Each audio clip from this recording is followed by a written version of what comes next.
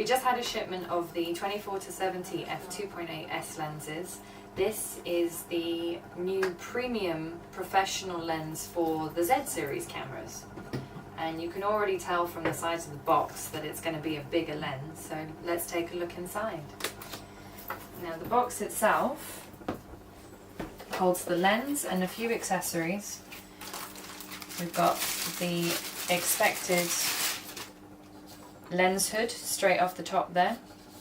And the lens hood is an HB87. It has the lens designation on the outside of it and a small lock release button there.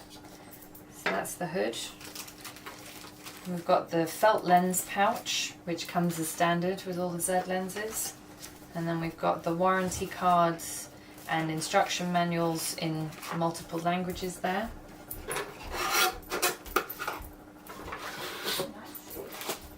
And then inside you can see that it's bigger already. There it is. So that is considerably larger than the f4 which I have here. Now, just to explain some of the key differences, apart from the obvious price differential in the size, this is a fair bit heavier than the f4 lens. You've got a customizable lens function button, a display change button for your LCD readout here, which can give you things like the focus distance scale, the current aperture setting and the focal range setting. Then you've got the zoom ring, and you've also got the option to change that. That can be your manual focus ring, that can be your manual focus ring, or you can also have it set to change your aperture using the ring. That's all set through the camera when you've got the lens on the camera. And then we've got the auto manual switches there. Now the lens is an 82mm diameter, which is consistent with the newer 24-70 2.8E VR lens, which is an f-mount lens, so it's the same size as that one. And we're going to pop it on the camera now, just so that you can see.